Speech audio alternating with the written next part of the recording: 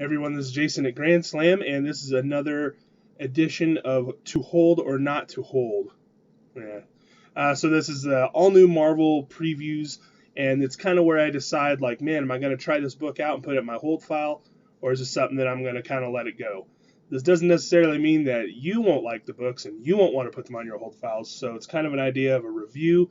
I kind of run down what the book's about, and I just tell you if it's something I'm going to stick with or not, because I'm having to whittle my hold file down. So without further ado, and this is all just usually going to be Marvel number ones. So first and foremost is Spider-Man 2099 number one. This is a continuation of the previous 2099 book that was coming out before the whole Secret Wars thing happened. This is written by Peter David, and it follows, I can't remember his name. It's not Robbie Reyes, because that would be messed up. Miguel O'Hara, he is from, so he was the character in Spider-Man 2099. And as we know from the whole Spider-Verse story, premiering in Superior Spider-Man number 17, he came back in time to kind of, figure out what was going on with the time stream. Things were messed up in the future, so he came back in time, and he's kind of back here dealing with stuff. Peter Parker started Parker Industries, as we all know from Amazing Spider-Man number one, and in this, he is kind of a part of that. He kind of works for Peter, but he's kind of doing his own thing. He's not running around in a costume quite yet, and he's doing his own thing. In this one, it starts off with him doing like a Ninja American Warrior type of thing, and he's competing in that. So that's kind of interesting, and that's most of the action that happens in this book. We find out that he has a girlfriend that he's kind of spending some time with, and we find out that the future has not really gotten any better. So he's hoping to try to fix that, and he has a girlfriend, and then a car wreck happens, and it ends on a pretty stunning cliffhanger. It involves a car wreck. We'll just leave it at that. But I don't know if this is one I'm going to stick with. The 2099 brand I've never really been big on, but those of you who like 2099, I thought this was a good book overall. I like the idea. And then American Ninja Warrior is it's funny. Like, it's just a funny little thing, but it's a little too humorous.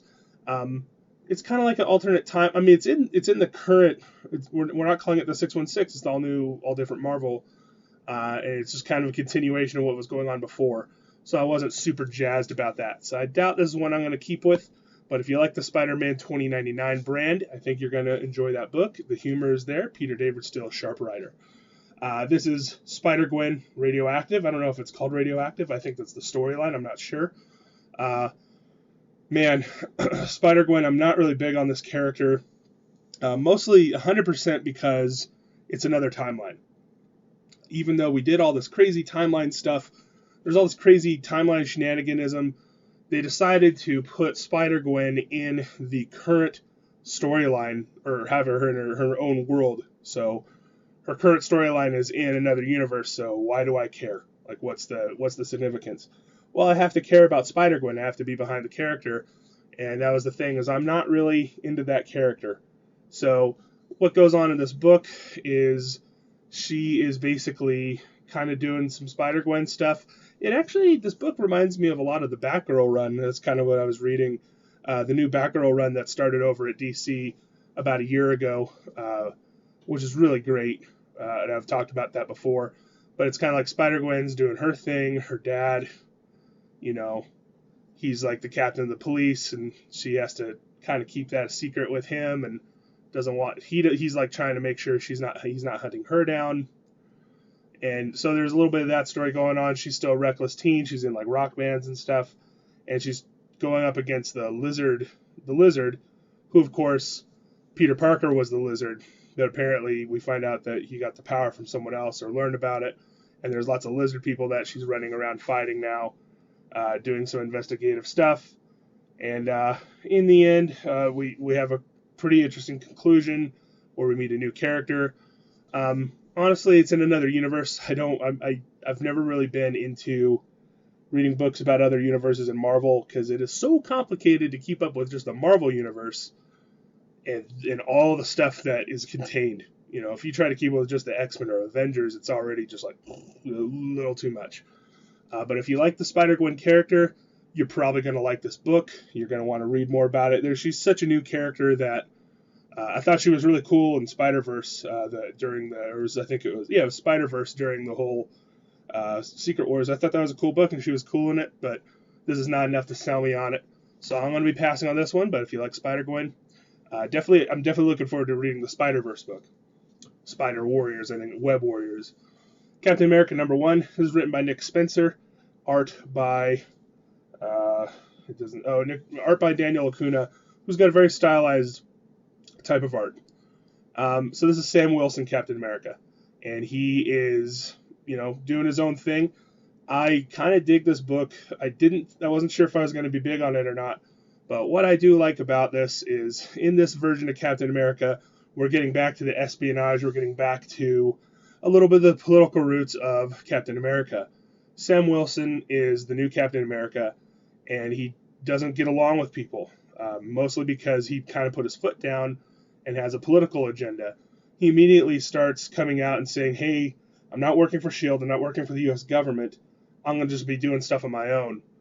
So I commend him for that. I like that direction they're taking with the character, and it's not crazy space-time stuff with the Zolas and all that stuff. We put that behind us. Hopefully now it's just more of dealing with threats that are in America, in the Marvel Universe, and him dealing with it. And it does deal with current events. He's kind of taking on some of the immigration stuff. He basically does a social media search to say, hey, people, your problems, send them to me. I will look at them. And, of course, a lot of them are kooky, crazy stuff and kind of trolls. But the one that he finds, he thinks it has something to do with a very interesting group called the Sons of the Serpent, it's like the Sons of the Serpent, and they are kind of dealing with the immigration issue down on the border of, the United States and Mexico. So Captain America goes out there. He has to charter a flight. He basically flies coach. He doesn't have the money to do things, and they kind of talk about how they just don't have any money because they took down Hydra. And so he's kind of doing his own thing with Misty Knight and his own group. Nick Spencer loves C-list characters, and one of the characters, so not only is Misty Knight kind of, she's pretty fringe, but the main one that they bring in is D-Man. And D-Man, I can show you a picture of him. If you've never seen D-Man before, he's like a Wolverine. That's what D-Man looks like back in the day. But now D-Man has a cool new look to him. He's got a super suit with a big D on the front of it. You get these. Nick Spencer always has this really cool like C-list thing. If you read Ant-Man, if you read, I never read it. It was the Superior Foes of Spider-Man. I always like that he takes these fringe characters and try to do stuff with them. He's bringing them into the Captain America story. So we got a really cool book here. There's some funny stuff in here dealing with social media and his popularity and all that.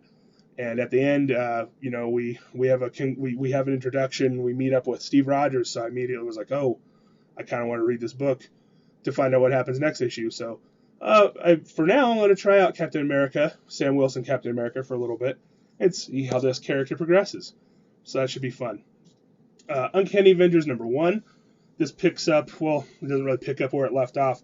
Uncanny Avengers in the past is all about this group called the Unity Squad. The Unity Squad, the idea was after AVX happened, they wanted to have an Avengers and a mutant team that was like trying to show that humans and mutants can get along.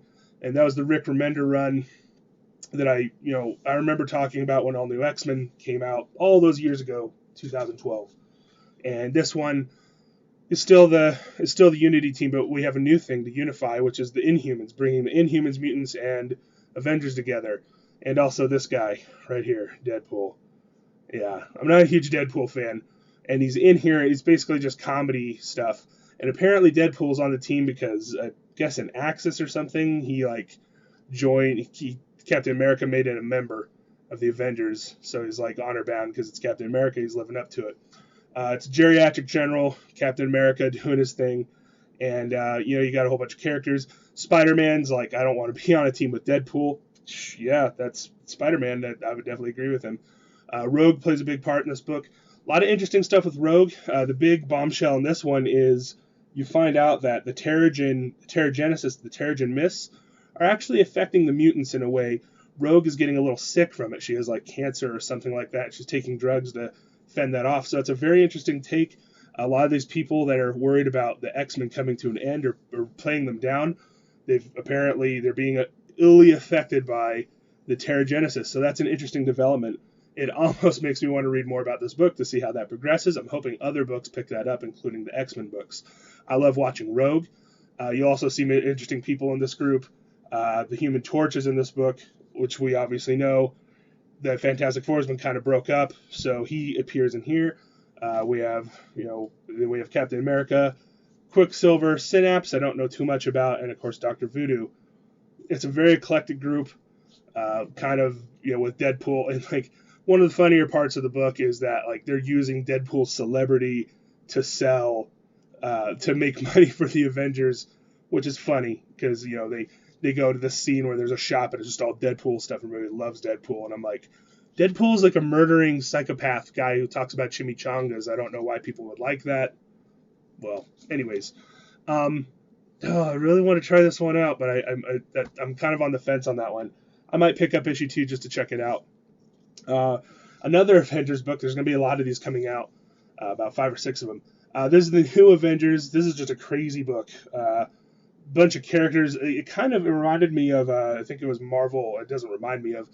I think it kind of picks up with the whole Marvel, or it's the Avengers Unite. I can't remember the name of the book, but it was Avengers World. That's right. So Avengers World is kind of this team with DaCosta, Sunspot. He kind of leads it. He bought AIM and he turned it into Avengers Idea Mechanics, and so he's got huge science teams and stuff like that. And then you have this field team, which just includes some of the strangest Avengers choices ever. And none of them are like really popular, and none of them are like, oh, these are obvious members for the Avengers. It's like, no, you've got Hulkling and Wiccan, of course, and then there's Squirrel Girl and Sunspot, and I mean, you've got old Hawkeye, so that's kind of cool, but man, it's just weird. So it's characters I don't really care about, but they're investigating a thing in France, and there's these people with diamond heads.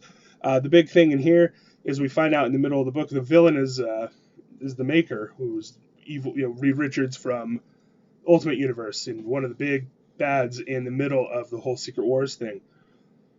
So that's compelling to me, but man, this team I don't really care about. Squirrel Girls is she's kind of like the same thing she is in the Uncanny Avengers. They have Deadpool as the comedy relief. That's what she is in here.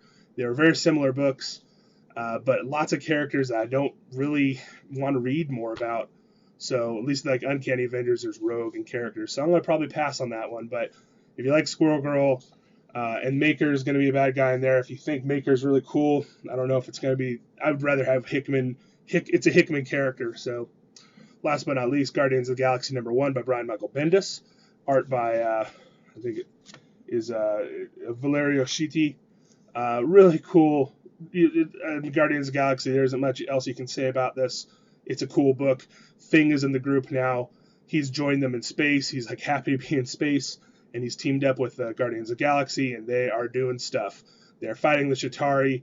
Kitty Pryde is the new Star-Lord because Star-Lord is ruling his kingdom. We found that out at the end. Before Secret Wars, he was elected the president of Spartax, and because his father went nuts. His father, because of that was the Black Mirror thing that happened. So now she has like super cosmic powers, and she's Star-Lordess, or Star-Lord. They're calling her Star-Lord, which is great. And she's leading this team, and they get an artifact, and they take it back to Spartax, and then bad things happen. And this is a must. I will have to get this. It's so good. Everything about it's great. Art's good. Writing's good. Lots of fun, quippy stuff.